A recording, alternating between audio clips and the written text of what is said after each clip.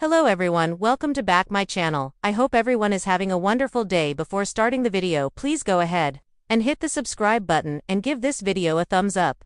The bold and the beautiful B&B spoilers reveal that fans can't stop talking about a major Thomas Forrester Matthew Atkinson plot hole. Why didn't Grace Buckingham Cassandra Creech turn to Paris Buckingham's diamond white fiancé for help? Since Grace got stuck paying off Reese Buckingham's Wayne Brady gambling debts, she felt backed into a corner. Grace was facing serious threats from bookies and feared for her daughter's safety, so she did the unthinkable and carried out a fake tumor scheme. Liam Spencer Scott Clifton got duped into believing he was dying of an inoperable brain mass, which led to Bill Spencer Don Diamont wiring $1 million for what he believed was an experimental surgery. In reality, it was all an elaborate scam that blew up in Grace's face now that the truth is out. Grace agreed to confess to the cops and got a ride from John Finnegan Tanner Novelin to the police station in the end. If Grace's prediction is right, she's going to lose her medical license and land in prison over this mess. That'll devastate Paris and Zoe Buckingham Kiara Barnes, especially since their father is already serving time for his own crimes. However, all of this could have been avoided if Grace had turned to someone else for help instead. On social media, viewers have been complaining since Thomas should have been Grace's first call. Thomas is still Paris' husband-to-be, as far as fans know, so he would do anything to protect her along with her sister and mom. Paris, Zoe and Grace were all threatened thanks to the relentless bookies. So Thomas should have been informed. Thomas may not be as wealthy as Dollar Bill, but he comes from the wealthy Forrester family and could have figured this out for Grace. We have no doubt that Thomas would have moved money mountains to ensure the safety of Paris and her family. Of course, there are two simple reasons why B&B didn't lean into the Thomas angle for this storyline. The first one is that Thomas isn't on canvas, so having him play the hero wouldn't really work unless they wanted to bring him back. The other reason is that the show couldn't have done this Liam Toomer fake-out story. Grace had to seek Bill's money for this story to be told, so we'll just have to ignore the obvious Thomas plot hole that resulted. The bold and the beautiful spoilers say Bill will get updates on the faux cancer news during the week of August 11th to 15th, so don't miss his reaction. CDL single quotes as where you want to be for exciting bold and the beautiful spoilers, news and updates, so make us your go-to B&B source.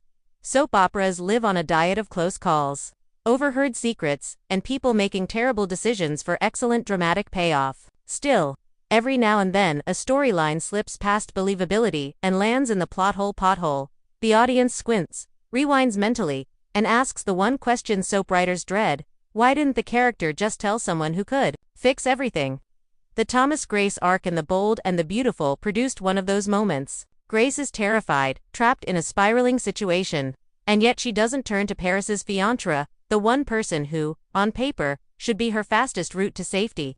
It's the sort of omission that makes fans groan, but it's also an opportunity to peek behind the curtain of serialized storytelling and examine motive, logistics, and dramatic necessity. Let's unpack this properly. This is not an exercise in villain bashing or charting lazy writing. It's an exploration of character psychology, soap structure, and yes, the logistics that might have convinced Grace to stay silent when the simplest solution was obvious to viewers. One, shame, pride, and the paralyzing quiet of self-blame. One of the most human reasons people don't reach out for help is shame. Grace, as written, isn't a glib or impulsive woman. She's thoughtful, self-reliant, and acutely aware of the social ripples her actions might create. In the moments after something traumatic or compromising happens, people often imagine and then fear the worst-case social fallout: judgment, sympathy that feels like pity, or being turned into a gossip fodder cautionary tale. Grace might have feared that telling Paris's fiancé would expose Paris to scandal, damage not just romantic bonds but family reputations, or trap Paris into a messy legal and emotional mess that Grace felt responsible for creating. This kind of silence isn't calculated, staying quiet for plot convenience. It's a very believable, very human freeze. The soap can amplify it.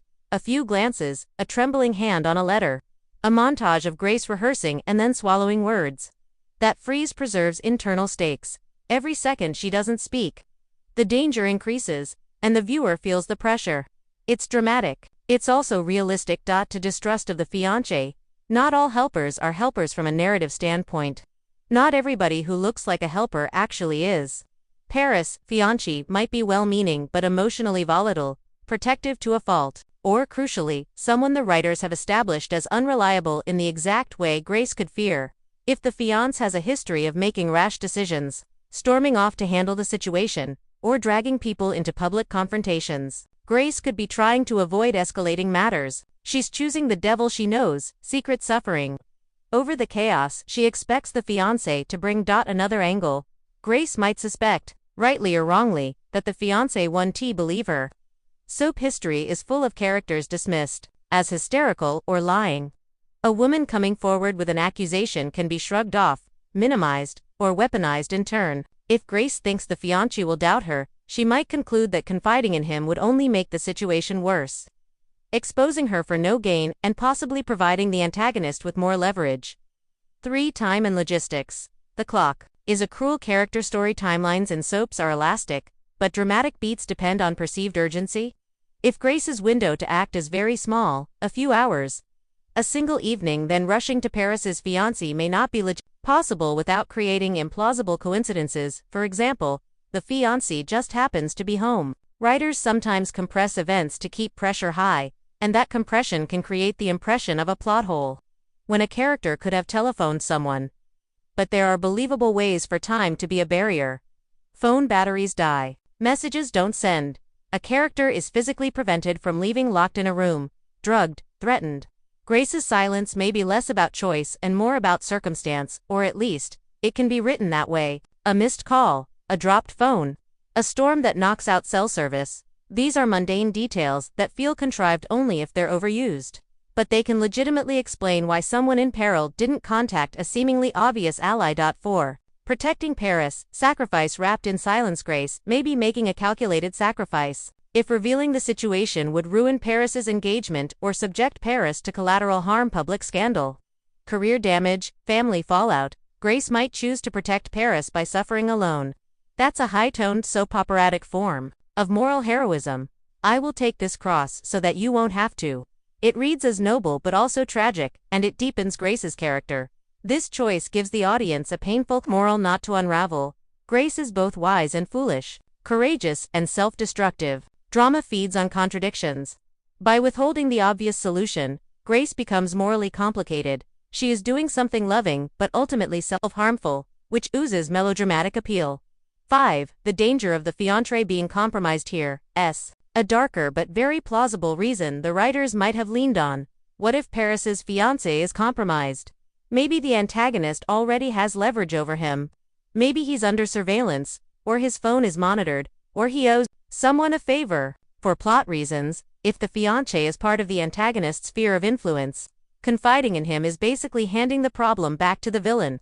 If Grace suspects any of that, silence again becomes the safer choice.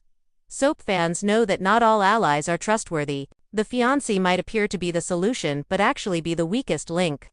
Keeping Grace from confiding becomes not a whole but a strategically tense decision.